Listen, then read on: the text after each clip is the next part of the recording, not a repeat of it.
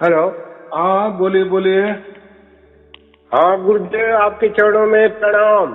हाँ आपका प्रणाम स्वीकार है, आपको भी प्रणाम। बोलिए बोलिए। मैं आपको आशीर्वाद आपकी आपसे साल भर हो गए जुड़े हुए, आपसे आशीर्वाद लेने के लिए मैं लगाया हूँ। हाँ बहुत अच्छे बहुत अच्छे, शुभ आशीर्वाद। सत साहेब जी, सत साहेब जी, सत साहेब जी। बोलिए बोलिए। आपने जो बता दिया, लिखा दिया, वो तो समझ में आ गया गुरुदेव। बढ़िया चल रहा है। हम्म। और बस आपके प्रणाम करने के लिए लगाया था। वैसे जो निअक्षर धुन बोले हैं वो बढ़िया चल रहा है। बहुत अच्छे बहुत अच्छे। तो उसमें भी लिखा हुआ है कि नी अक्षर धुन जहाँ होई ताई जपे नर बिरला कोई। कैसा है देखो, ये जो आप दोहे बोल रहे हैं ना, तो जी हाँ। दोहे बोलना, दोहे तो बराबर है सब कुछ बराबर। हाँ, लेकिन हाँ, जो बाकी लोग होते हैं ना, वो समझो कोई मंत्रों पे अड़ा हुआ है, हाँ, तो फिर वो क्या करता है, वो मंत्रों वाले ही दोहे निकलता है। तो हाँ, हाँ, दोहे जो होते हैं ना, जैसे कोई पंत प्रधान होता है और वो समझो महाराष्ट्र में आ गया ना, जिस तली आ गया, तो पहले वो क्या करते हैं, इस तली का क्या महात्म्य है वो थोड़ा पूछ लेते हैं आजू बाजू। वो उनका बराबर सिस्टम चलता है। फिर वही स्थली में वो डायरेक्ट फिर समझा हमारे महाराष्ट्र में पंतप्रधान आ गए, तो लगे स्टार्टिंग वो थोड़ी मराठी में करेंगे बराबर। यहाँ के जो भी कोई संत हो गए होंगे, महापुरुष हुए होंगे, कोई क्रांतिकारी हुए, उनकी बातें करेंगे। तो क्या होता है, तो ऐसा नहीं समझना कि पंतप्रधान ने तो देखो हमारी मराठी भाषा बोली, हमारे जो महापुरुष है उनकी जय जयकार किए, ये ने पंतप्रधान हमारे हुए, ऐसा नहीं होता।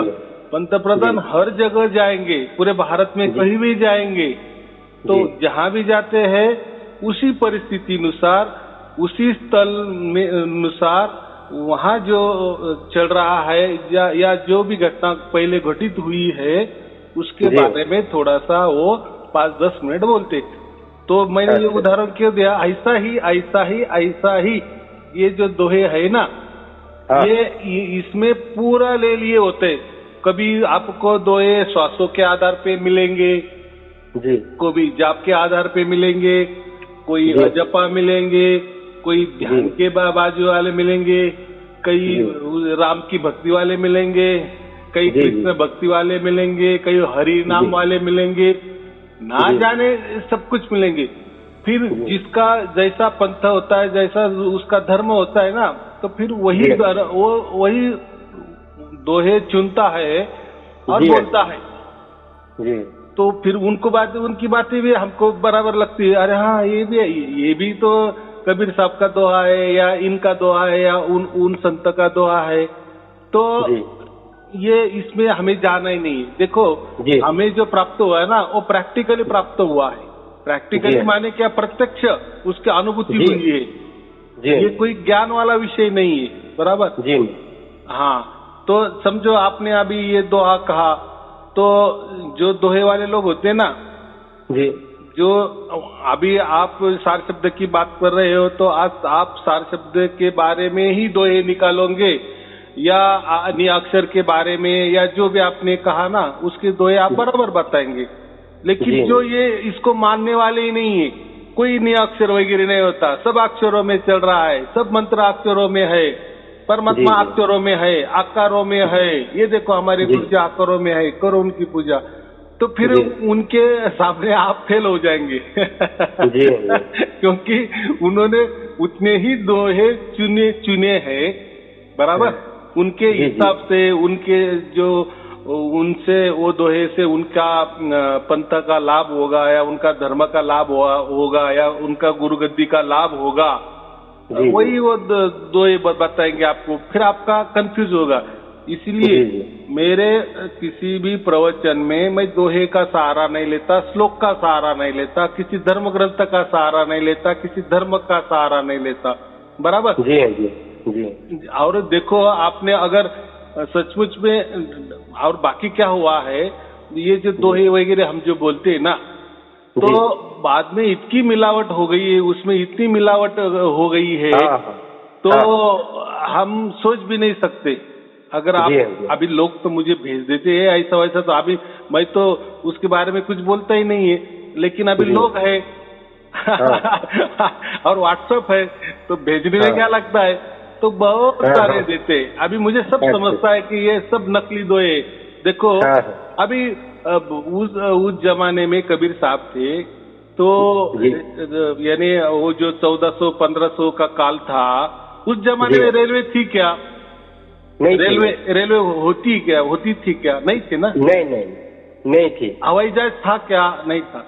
तो रेलवे तो चलो, हवाई जहाज का तो भी हम समझ सकते हैं कि उड़ने वाले को हवाई जहाज कहते हैं, या पंछी भी उड़ता है तो जहाज जैसा, वो जाने दो। लेकिन रेलवे तो नहीं होगी ना, ये तो 100% ना। रेलवे तो 201 बरस हो गए।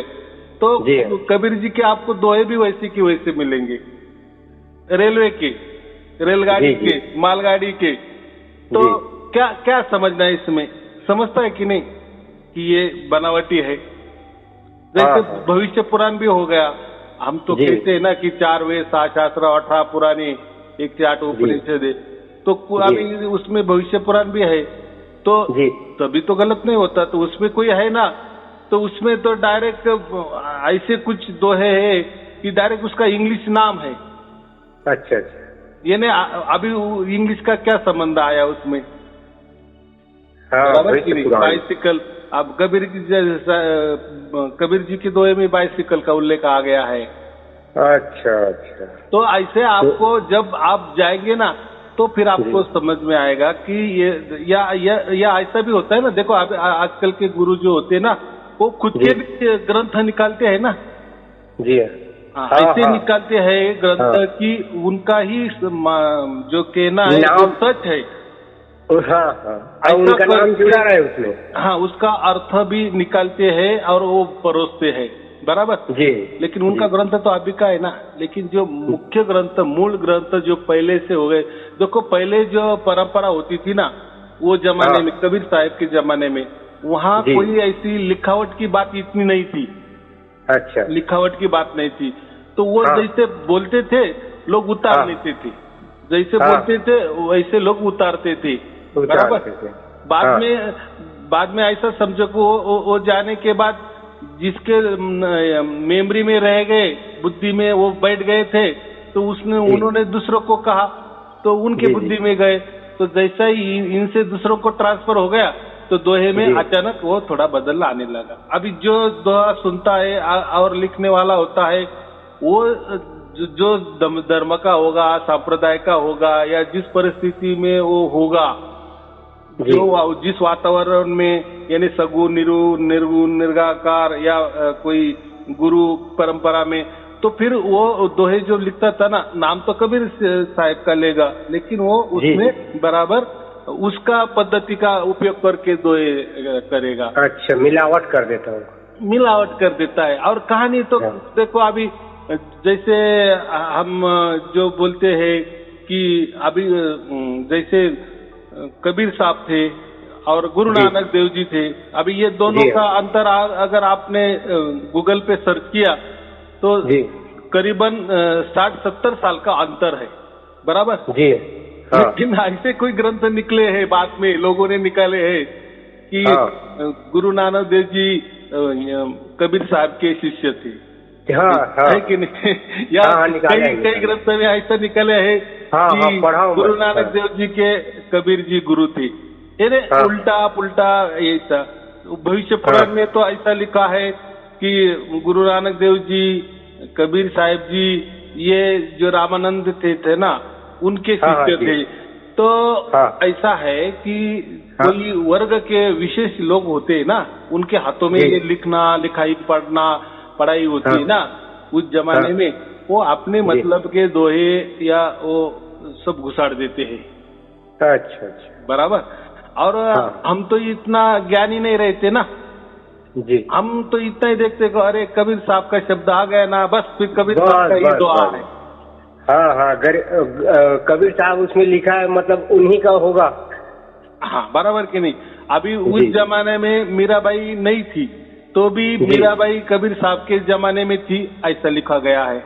हाँ हाँ, वो रविदास उनका गुरु बताया गया है। तो देखो रविदास का आप गूगल सर्च करोगे तो उनका जन्म कब हुआ, वो मीराबाई का जन्म कहाँ हुआ, कब हुआ, तो ये कोई तेल माल नहीं खाता। लेकिन जो लोग खोजी नहीं होते ना, खोजी माने सच क्या और झूठ क्या, इसमें नहीं जाते, वो सिर्फ अपने गुरु पे भरोसा रखते हैं। फिर जैसा गुरु बताएगा ना, बस वही वो रटता है और दूसरों को वही ज्ञान परोसता है, खुद को तो अकल नहीं होती। गुरुदेव सुनिए ना, हाँ, गुरुदेव लोग जो है ना, वो अपने वचन में शिष्य को बांध देते हैं। हाँ, जिससे वो आगे बढ़ने का प्रयास करेगा तो रुक जाता है। नहीं, उसमें चालाकी ऐसी होती है कि उस गुरु के बंधन में रहेगा ना, तो ये बंदा कहीं भागेगा नहीं, बराबर। हाँ हाँ हाँ, तो उसको डरा देते, बहुत सारे डरा देते कि देखो तुमने अगर मुझे छोड़ दिया या मेरे मंत्र किसी को बता दिए या मंत्र जपना छोड़ दिया तो तेरा परिवार कुछ भी हो जाएगा।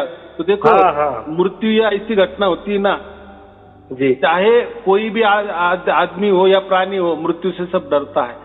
और गुरु जब ऐसा बात करेगा ना कि अगर तुमने ऐसा वैसा किया तो देखो फिर तुम कुछ भी हो सकता है, तो आदमी फिर डर जाता है। बिल्कुल ठीक बात। लेकिन ये मन जो है डरा देता है गुरुदेव। हाँ, तो ये लोग जो है ना, जो डरा धमका के ये लोग बढ़ाते हैं, बराबर। हाँ, ये बोलते हैं ना कि गुरु करना ही महत्वपूर्ण है। देखो गुरु नहीं किए तो आप नरक में जाएंगे, ये देखो ये देखो ये पुराण में ऐसा लिखा है वैसा लिखा है। अरे देखो, उनका फायदे का हो तो बराबर वो पुराणों का आधार लेते हैं, गीता का आधार लेते हैं, और उनका जब उल्टा हो जाता है ना तो फिर वो बोलते नहीं वो गलत है, वो तो मिलावट है। ऐसे यानी दोनों बाजू चलते हैं। वो उनकी बात समझने के लिए, समझाने के लिए उल्टा पुल्टा अर्थ कर देते हैं। अब देखो अभी वो ये तो घोर कलयुग है, और ये घोर कलयुग में ऐसा ही उल्टा पुल्टा ही होता है, बराबर कि नहीं? तो ये क्या बोलते हैं, परिस्थिति का अनुसार चलना पड़ता है ना, प्रवाह के विरुद्ध तो नहीं चलना पड़ता है। जैसी दुनियादारी होती है वैसा ही चलना पड़ता है।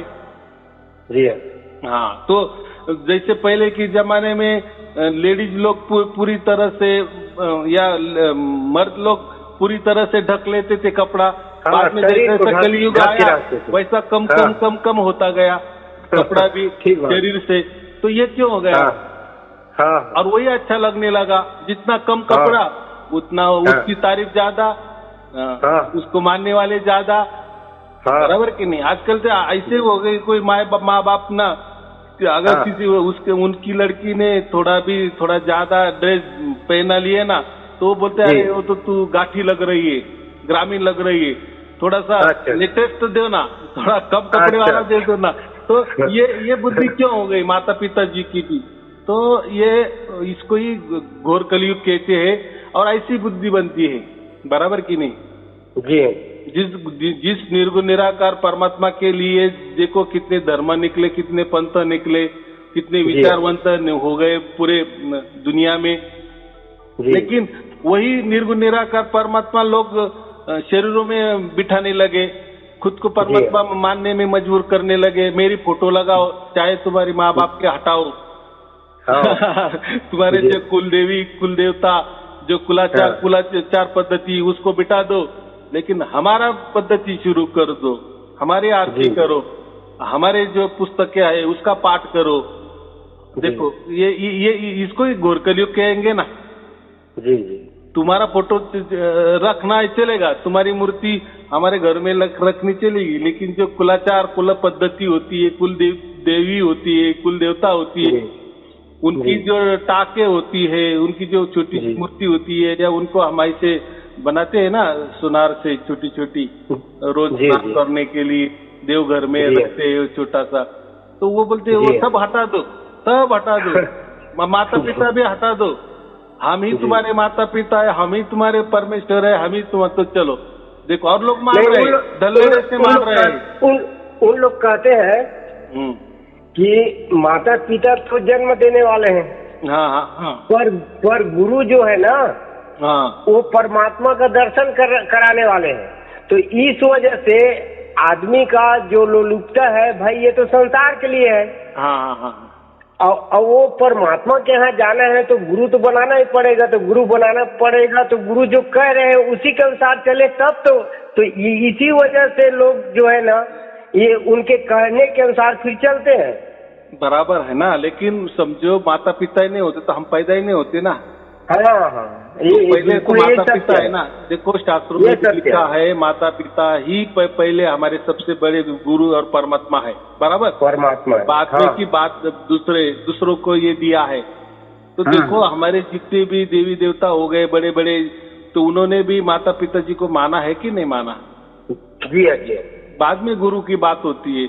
ये तो सब बोलते हैं कि सब खत्म कर दो बस, तो आपका जो तन मन धन भी हमें दे दो। ये तो ये अभी हमको तन मन धन छोड़ने को बोल रहे हैं, और ये तो हमारा धन इनको चलता है, और हमारे पास जो धन है तो वो बोलते हमको दे दो। अगर वो धन हमारा नुकसान कर रहा है तो फिर आपके पास जाने के बाद वो आपको भी नुकसान करेगा ना, गुरु को भी नुकसान करेगा ना। लेकिन वो नहीं बोलते हमको नहीं नुकसान करेगा, आपको नुकसान करेगा, दे दो हमको। देखो और लोग दे रहे ना, ऐसा नहीं ना, देते ही ना, डरा धमका के। तो हमें वो ज्यादा इसमें नहीं जाना, ये ऐसा ही चलता है।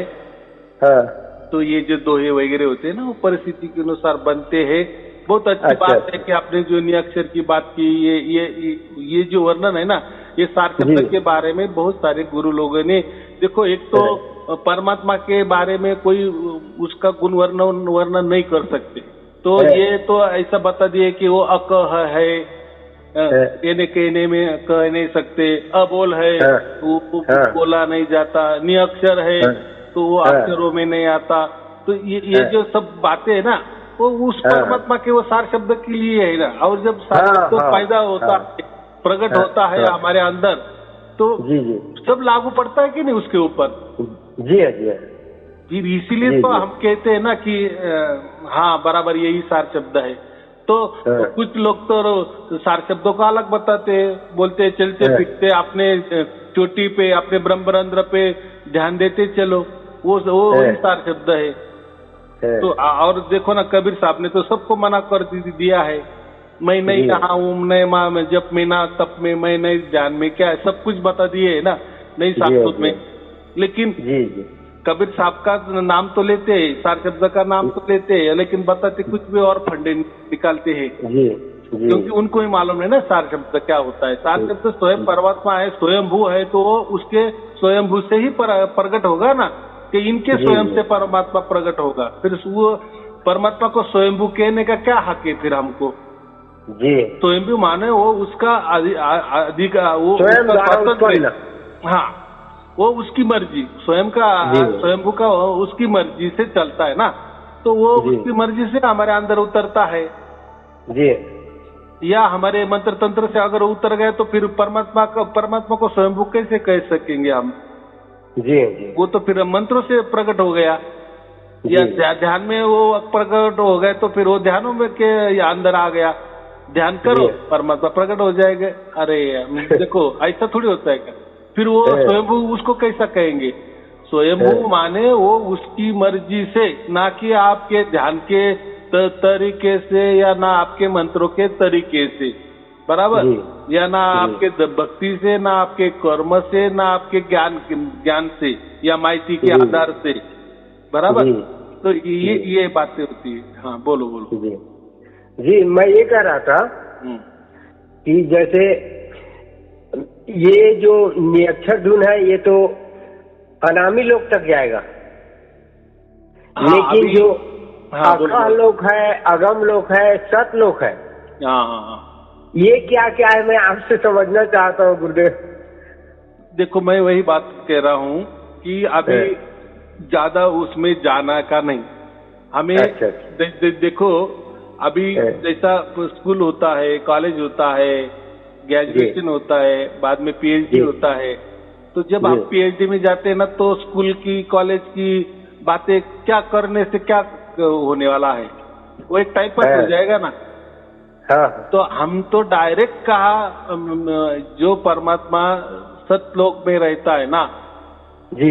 हाँ, तो ये जो धुन है ना वो वहां से आती है, बराबर। अच्छा। सतलोक में हम नहीं जा सकते, ये तो ऐसे कोई पोथी पुराने में लिखे हुआ है कि ये कबीर साहब लेके गए। चलो कबीर साहब लेके गए, वो खुद थे, उन्होंने वो लेके गए होंगे, बराबर। हाँ, एक विश्वास हम रख सकते हैं, हाँ लेकिन वो खुद थे ना, इसलिए वो संभव है जी। लोग बोलते हैं ना कि आप तो बोलते हैं कि सार शब्द तो सचखंड से आता है, सतलोक से आता है, तो फिर हमको फिर सतलोक क्यों नहीं दिखता क्या, या हम कैसे जाएंगे सतलोक में, कौन लेके जाएगा। तो कबीर साहब तो लेके गए थे। तो पहली बात ऐसी है कि है क्या कोई कबीर साहब आए क्या, अभी आए क्या? और दूसरा कबीर साहब नहीं आए। और कबीर साहब के सिवा कौन लेके जाने वाले आपको? और कहीं ऐसा लिखा है क्या दूसरा कोई गया था वहाँ? नहीं ना, ऐसा कहीं नहीं लिखा था। कबीर साहब ही लेके गए थे दूसरों को, बराबर, ऐसा लिखा है ना। अभी मैं तो उस पर ये नहीं देता, ज्यादा विश्वास नहीं रखता, लेकिन चलो थोड़ी देर के लिए ऐसा भी विश्वास रखेंगे। तो वो स्टोरी क्यों बनाई है, वो कथा क्यों बताई गई है, वो कहानी क्यों बताई गई है कि कबीर साहब ने ऐसा कहा है कि जैसे धर्मदास को लेके गए तो वहां दिखाए कि देखो कि वहां जहाँ सिंहासन पे बैठे थे ना, वो कबीर साहब ही बैठे थे, और धर्मदास को लेके गए वो भी कबीर थे। ये कौन देख रहा है? ये धर्मदासा देख रहा है। अरे कबीर साहब ने तो मुझे यहाँ लेके आए, और सामने भी कबीर साहब देख रहे हैं, तो उसका मतलब क्या है? एक ही है। यानी ये जो हम जो कहते हैं ना कि ये जो बाकी लोग कहते हैं कि आत्मा ही परमात्मा होता है, बस हम ही सब कुछ है, स्वयं हम सब कुछ है। स्वयं का दो अर्थ होते, एक स्वयं माने हम खुद, बराबर, जैसे आप हो बस आप ही। तो आत्मा का मतलब क्या होता है? बस सब मैं ही हूँ, सब जगह मैं ही हूँ, इसका आत्मा का मतलब वो होता है। लेकिन ऐसा नहीं होता है, सब आत्मा अलग अलग होती है, अलग अलग है। यही आपके वीडियो में मैं जो है ना, ये पहले मेरे मन में बहुत पहले उठता था, लेकिन जो है मैं पढ़ता था तो कोई मतलब द्वैत और अद्वैत के विषय में अलग अलग समझाते थे, लेकिन आप जो समझाए हैं ना, इसमें सब लोगों का मन मतलब समझ में आ गया है कि द्वैत क्या है, अद्वैत क्या है। और पिता के जो पुत्र है उसका अंश तो है, लेकिन वो पिता नहीं बन सकता ना। ये बात तो आप समझाए हैं, ये बहुत अच्छी तरह समझाए हैं, बराबर ना। तो अभी मैं वही बोल रहा हूँ कि जैसे धर्मदास को कबीर साहब लेके गए तो तो धर्मदास ने क्या देखा? जो मेरे बाजू खड़े हैं वो भी कबीर जी है, और सामने जिस सिंहासन पर बैठे हैं ना वो भी कबीर जी है। तो इसका मतलब क्या कहा कबीर साहब ने? ये कहानी का मतलब ऐसा है, कहानी है वो, एक कहानी का मतलब ऐसा है कि आत्मा अलग है, परमात्मा अलग है। अगर आत्मा ही परमात्मा होता तो वहाँ क्या दिखना चाहिए था? कबीर साहब तो लेके गए, चलो अभी कहानी थोड़ी उल्टी करेंगे कि ऐसा ही बताना है कि आत्मा ही और परमात्मा एक ही है, ऐसा वो समझो। धर्मदास को कबीर साहब समझा रहे, अभी वो ऊपर लेके गए, फिर कबीर साहब बोलेंगे कि देख मैं तुझे अभी यहाँ लेके आया, अभी सिंहासन पे कौन बैठा है? देख धर्मदास तू बैठा है, बराबर। तो नीचे भी तू था, ऊपर भी तू था, यानी सभी जगह तू ही है, यानी आत्मा ही आत्मा है, यानी आत्मा ही परमात्मा है। लेकिन कबीर साहब ने ऐसा नहीं बताया, बराबर। तो क्या बताए कि देखो आत्मा अलग है, यानी तू धर्मदास तू अलग है और मैं अलग हूँ, और मैं ही परमात्मा हूँ। ये ऊपर जाके उन्होंने बता दिए, बराबर। यानी आत्मा अलग और परमात्मा अलग, बराबर। अगर यही उल्टा समझा देते कि आत्मा ही आत्मा है, तो फिर धर्मदास को फिर उस सिंहासन में बिठाना चाहिए था। धर्मदास देख तू मेरे बाजू में भी खड़ा है, और देख सामने तू सिंहासन पे बैठा है, तो सब जगह आत्मा है, ऊपर नीचे यहाँ वहाँ आत्मा ही आत्मा है। तो वो मतलब होता, लेकिन ऐसा कबीर साहब ने नहीं कहा है, बराबर। आत्मा अलग, यानी धर्मदास तू अलग ही है और मैं अलग ही हूँ, जी। हाँ, तो ये कहानी समझने के लिए वो कहानी बताई गई है, बाकी उसमें कुछ लेना देना नहीं है। और मैं तो हर इसमें तो बताता ही हूँ कि आत्मा अलग अलग होती है, सबकी आत्मा अलग अलग है। लेकिन परमात्मा एक है, बराबर। हाँ, क्योंकि जैसे एक सूरज एक है, लेकिन उसकी जो किरणें है, उसकी रोशनी है, वो सभी जगह ये होती है। लेकिन मेरे आंगन में भी वही रोशनी आती है, तो मेरा सूरज अलग नहीं है, मेरा सूरज भी एक ही है, लेकिन मैं और सूरज अलग हूँ ना। हाँ हाँ, बराबर के नहीं। तो ये जो कहते हैं ना आत्मा और परमात्मा के, सूरज भी वही है, किरणें भी वही है, मैं भी सूरज हूँ और सूरज भी मैं हूँ, मैं ही हूँ, ऐसा नहीं होता। ये खिचड़ी ज्ञान है, वो लोगों को नहीं समझता। लोगों को तो यह हद तक भी नहीं पता था कि ये लोग तो ऐसे कहते थे कि हमारे गुरुजी ने तो यही बताया कि एक ही आत्मा होता है और वो सबके अंदर होता है, यानी तुम्हारी आत्मा एक, मेरी आत्मा एक। मैं बोला चलो ठीक है, ऐसा कैसा क्या होता है, तो तुम सोते हो तो मैं सोता होता है मैं मर जाऊं क्या तो तुम भी मर जाओगे क्या, मैं भूखा तो तू भी भूखा रहेगा क्या, अगर तेरी मेरी आत्मा एक तो बात क्या है फिर। अरे भाई, तू अलग मैं अलग, मैं मेरे से जैसे कर्म करेगा, नहीं बोले ये कर्म बिर्म ये तो माया आपका जाल है। अरे क्या माया है, तेरे पिताजी जिंदा है तो बात अलग है, लेकिन तेरे परदादा तो मर गए ना, वो तो मरे ही है ना। और तू भी जान रहा है ना कि मेरे परदादा मरे हैं, या मैं मेरी ये इतनी पीढ़ी उतनी पीढ़ी, ये कैसे क्या तू समझ रहा है। तो ये कैसे क्या स्वप्न थोड़ी क्या, अरे ये सब सच है।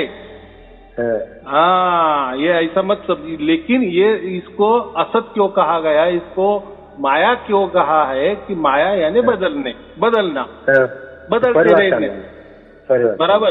उस टाइम तेरे परदादा थे, परदादा के फिर तेरे दादा आ गए, फिर दादा से पिताजी हो गए, पिताजी से अभी तू आ गया, लेकिन सब अलग अलग है, सब अलग अलग योनि में भोग रहे होंगे। कहीं कहाँ होगा तो कहीं कहाँ होगा, तू भी बाद में मर जाने के बाद कहीं जाने वाला है, या तुझे मोक्ष मिला तो बात अलग है। तो यानी हर इसका हिसाब किताब अलग अलग है, बराबर। तो एक ही आत्मा सभी जगह है, तुम्हारे में वही आत्मा। वो क्यों कहा है ऐसा कि आत्मा जो है ना वो सबकी एक तरीकी है। मैं मनुष्य जन्म की बात कर रहा हूँ।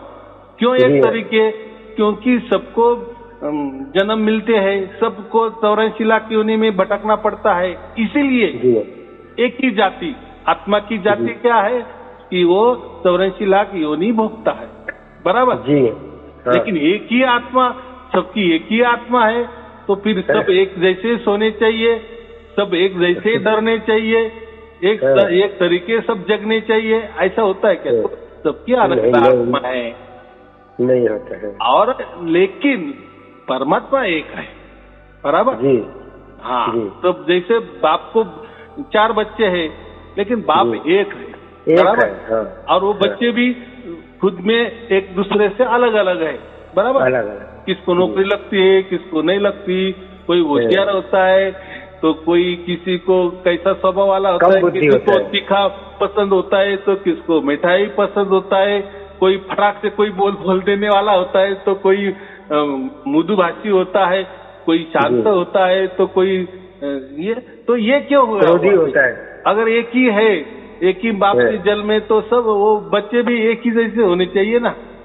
फिर उनका स्वभाव, उनका टेस्ट, उनका बोल चलना, उनकी बुद्धिमत्ता क्यों अलग अलग है?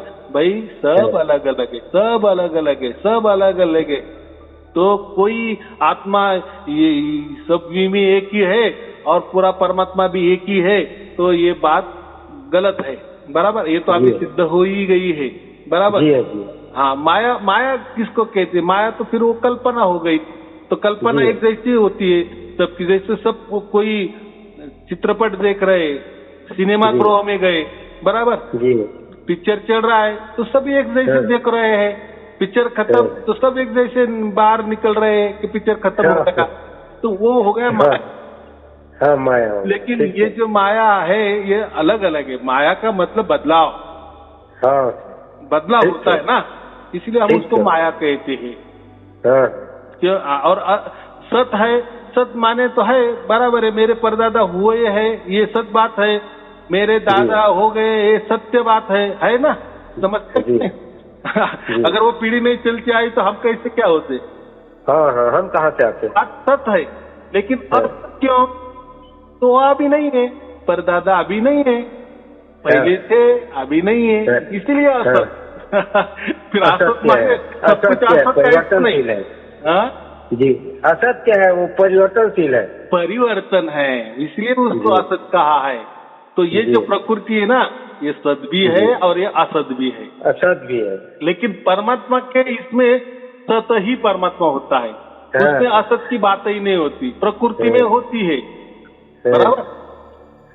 प्रकृति में बात होती है। जैसे हम रात में टीवी लगाते हैं, गप्पे चप्पे लगाते हैं, हमारे कुटुंब के साथ बैठते हैं, खाना पीना खाते हैं मस्त पैकी, बराबर चर्चा करते हैं, लेकिन बाद में क्या होता है, जैसा सोने पे जाते हैं, सब सो जाते हैं, सब अंधेरा कर देते हैं, बराबर है, लाइट सब बंद कर देते हैं कि नहीं घर की, और सब सो जाते हैं, तो क्या हो गया? तो ये जो अभी तो सब वस्तु थे, हम सब गप्पे मार रहे थे, टीवी देख रहे थे, लेकिन अभी अंधेरा हो गया, अभी टीवी भी नहीं देख रहे, टीवी बंद कर दिए, सब अंधेरा, कुछ नहीं दिखाई दे रहा है, ना मैं आपको आपका बच्चा देखने में आ रहा है, ना आपको कुछ नहीं दिखाई, तो क्यों? और आप तो सो ही जाने वाले, और नींद लग गई तो कोई किसी को नहीं देखने वाला जी कि मैं सो गया, ये भी नहीं समझता ना। जब हम सोने को जाते हैं तो ऐसा समझता है क्या, हाँ मैं सो गया हूँ, ऐसा नहीं होता है ना। तो तब तो कुछ समझ में ही नहीं आता। तो गहरी निद्रा में तो इसके और परे, गहरी निद्रा तो यही नहीं समझ आया कि मैं सो गया हूँ, मैं स्त्री हूँ या मैं पुरुष हूँ, कि मैं जिंदा हूँ या मैं मरा हूँ, तो वो लेकिन ये कुछ काल के लिए, जैसे ही सुबह हो जाती है, सिर्फ प्रकाश आ जाता है, सब घर के लोग उठ जाते हैं, वापिस अपना जो कोई कारोबार है वो करने लगते हैं, गप्पे टप्पे मारते हैं, अपने काम काज पे निकल जाते हैं। देखो एक घटना कैसी थी, तो इसीलिए परिवर्तन हो गया ना। हाँ, रात को सब बोल करते थे, सो गए, सब खत्म, शाम के समय अलग, सुबह अलग। हाँ, अगर उसको हम किसी ने कह दिया वो तो माया थी, हम जगह थे तो सब गप्पे मारते थे, वो तो सब माया थी। अरे ऐसा थोड़ी क्या, तू उठ गया तो बाद में सब आ गए ना, वापिस सब जीवित है ना, इसलिए सब उठ गए ना, सब मरे थोड़ी। ये क्या है, बहुत ऐसा कि थोड़ी गहरी बात होती है, लोग समझते नहीं, माने खुद का बुद्धि चलाते नहीं, सामने वाला जैसा बोलता है ना, बस उसमें हाँ में हाँ मिला देते हैं जी, बाकी कुछ नहीं। बोलो जी। हाँ, मतलब ये जो शरीर है ये तो परिवर्तन हो रहा है, परिवर्तन हो रहा है। अब परिवर्तन हो रहा है, इस वजह से असत्य है, उसको तो आप बता चुके हैं कई बार। हाँ, मैं तो आपके इसको डेली सुनता हूँ, सुबह ही जब आपका चालू होता है उसके बाद मैं लग जाता हूँ उसमें, तो ये सब सुनते रहता हूँ, सब समझ में आ गया है मेरा। और आपका आशीर्वाद लेने के लिए आपसे मैं फोन किया था आपको। जी हाँ, बहुत अच्छे। चलो ठीक है, फिर शुभ आशीर्वाद आपको और आपके परिवार के लिए, शुभ आशीर्वाद। जी, आपको प्रणाम, बार बार प्रणाम गुरुदेव।